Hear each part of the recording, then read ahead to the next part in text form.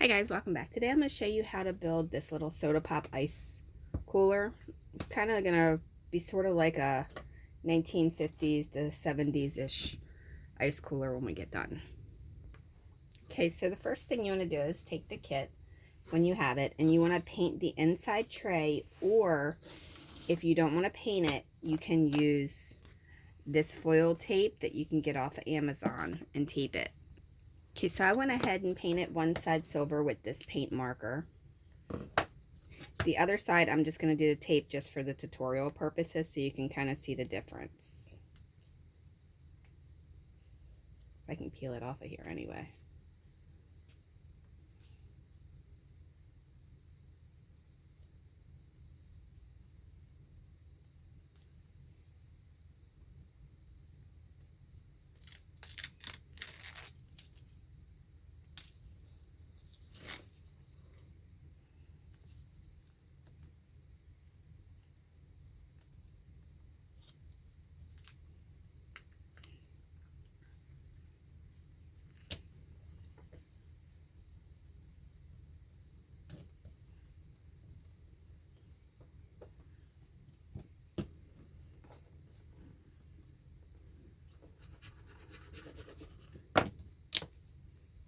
Okay, so now, because you've done that, you have these holes here.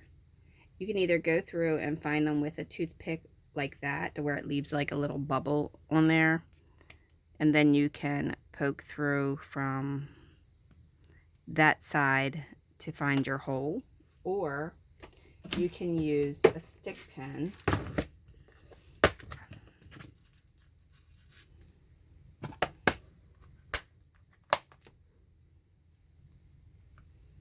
And you can go through and poke each one of them.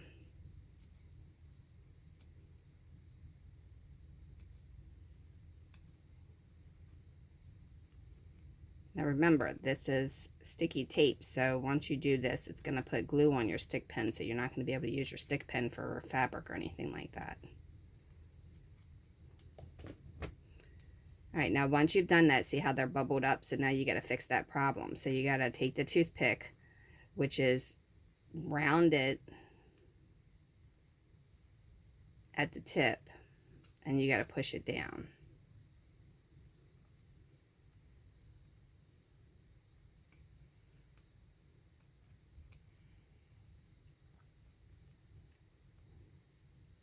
And this is supposed to simulate the drain holes in the cooler.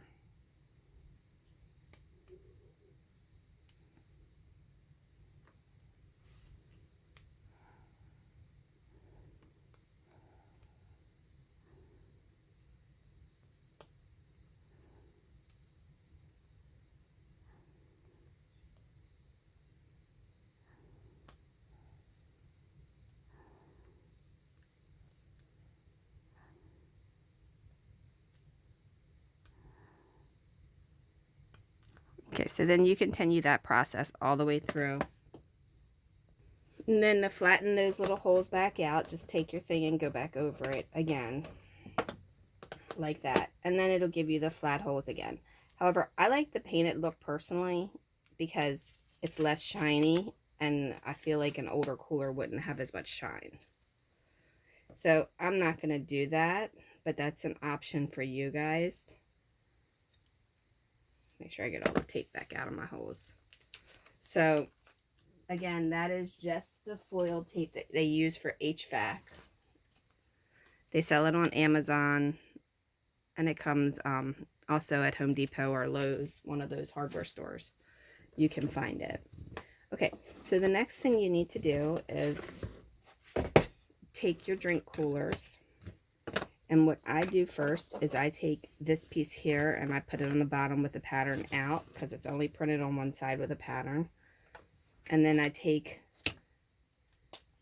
my spacer and I put it directly at the bottom.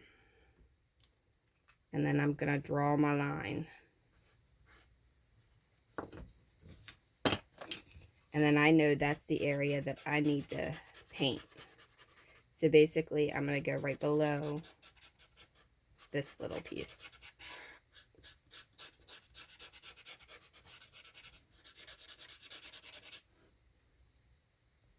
Okay, so you want to do the same exact thing to your side panels. So all of this right here and all of this will get painted. And then again, just go a little bit below that. And then right here, all that gets painted. And you have to do this before you put it together. Okay, one thing I like to do when I get it painted with the paint pen is I like to go back and put lines in it.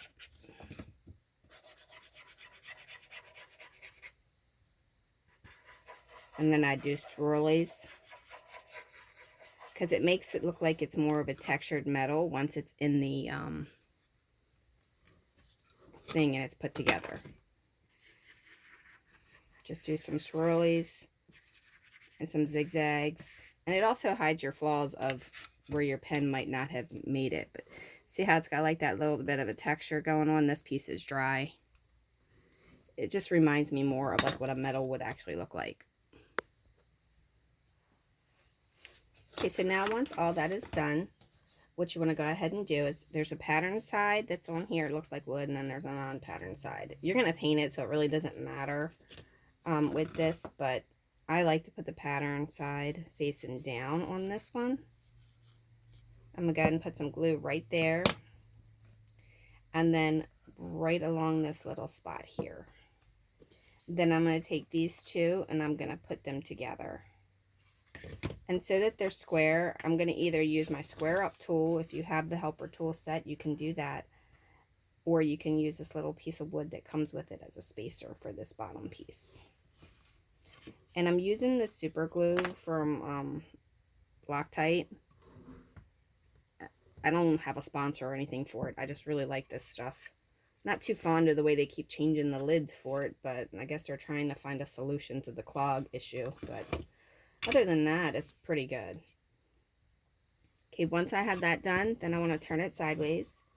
And I want to go ahead and I want to put a little bit of glue right along here, here, here. And then I want to take my side panel right here and I want to put a little bit of glue right along this piece here. Oh, and also right along there.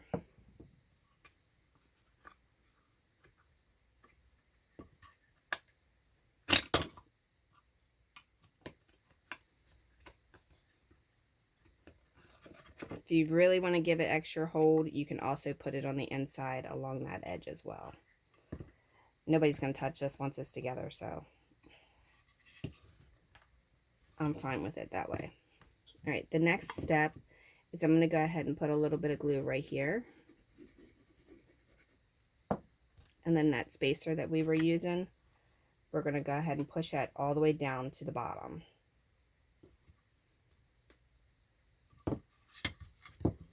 Now we're going to go ahead and do this side.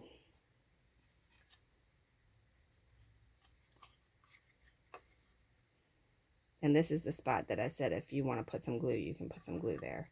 I'll do it for that one just because you can see it. Now you want to flip this upside down. And that's going to glue in that space right there.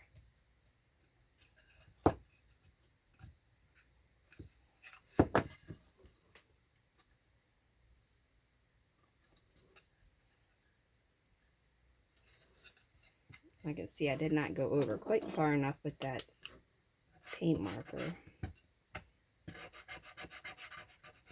I don't know how I managed to miss that little area, but oh well. It's fine. Alright, now we're going to turn it over and we're going to glue the other spacer right there. Make sure it's all the way down. If it's not all the way down, then it's going to end up not being in the area you need it to be. Alright, the next step you're going to do is you're going to take the glue and you're going to align it right along this edge. And then you can put it along here or you can put it on your wood. So when I say on your wood, you can kind of just go right along that edge there. Then you're going to take this And you're going to slide it in there and then press it down against those spacers. Make sure it's all the way back. If it's not all the way back, it's not going to attach itself right here, okay?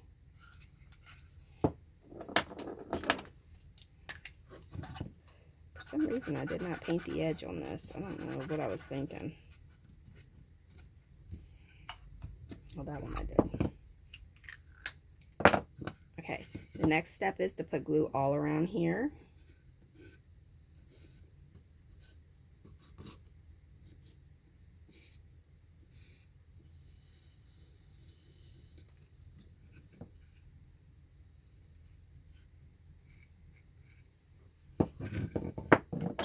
And then with the round parts down,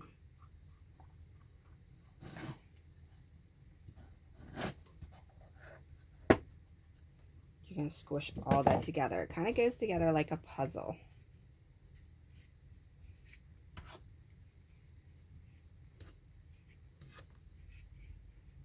Y'all wonder why I have crazy glue fingers all the time, because I'm always touching it the way you're not supposed to. Okay, now we're going to set that aside and we need to work on this. So you have these little tiny pieces that are 2 sizes. The taller size we're going to glue in here. So you want to separate them.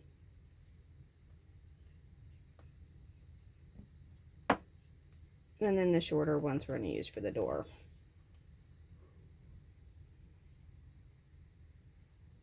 Just apply a little bit of glue going around in a circle on there. Make sure it's not too much. So I'm just kind of removing it with the other piece. And you're going to have the round part going in. So it should be facing inward like that. Not the other way. The circle should be facing toward the center.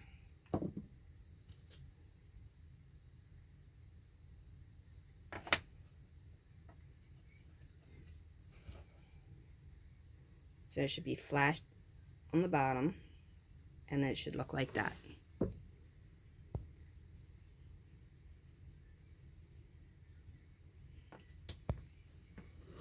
All right, repeat that process for this one. Okay, while that's drying, you should have 4 circles with a hole in the middle that's pretty big, a little more than a 1/4 inch. You're going to paint them. You can either paint them with actual like acrylic paint, or you could cheat like I do, and I just use a permanent Sharpie marker. I believe I got this from like a Dollar Tree. And I just stain it, and then when it's all done, if I want it to shine, I can have it shine by just putting some nail polish or Mod Podge on it.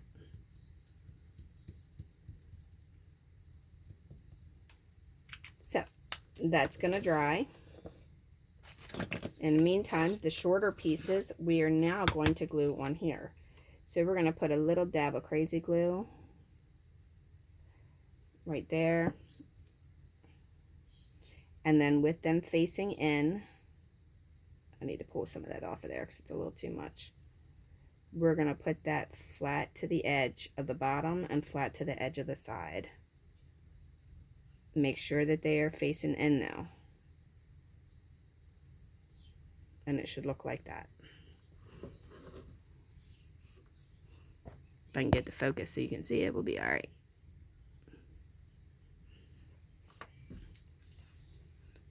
Just repeat that process for this one.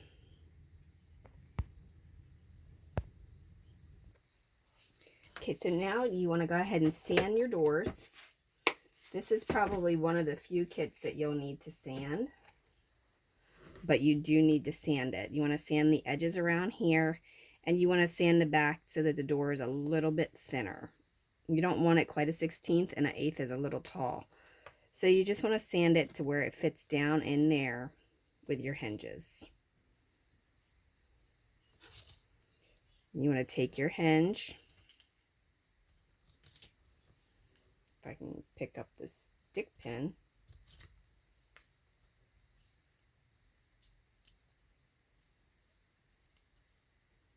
And then poke it in there.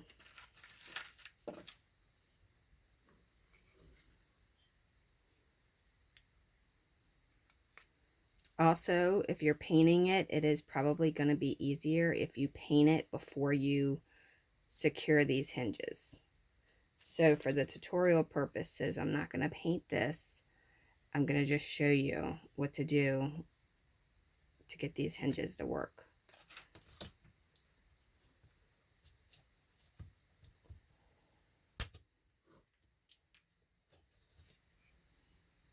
Once you do that, you bend it over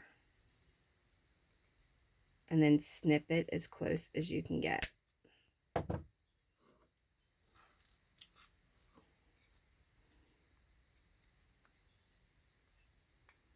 There you have a working hinge.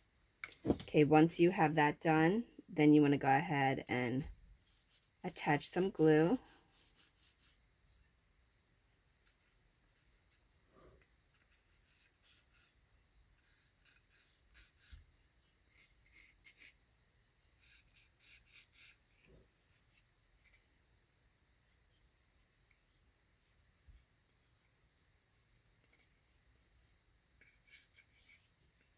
I'm also going right along the inside edge where I showed you before, because this is the top piece and those doors will be moving up and down, which can cause friction. Of course, my doors will never move because I don't plan on opening and closing this. I plan on leaving it once it's done. But if you can see, this is why I said paint that first, because now when you open the door, it looks silver in there. You want to add some rust look, add some orange paint or whatever, you can do that as well.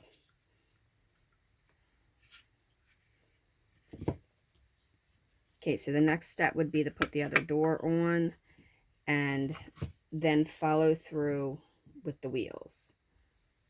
Now, I'm going to sand mine because I want mine to be rounded, but these are the wheels and you would just put them in there and then you would bend that the same exact way. I'm going to sand this edge because I don't want my cooler to be completely square. I want it to have a rounded corner. I'll be right back.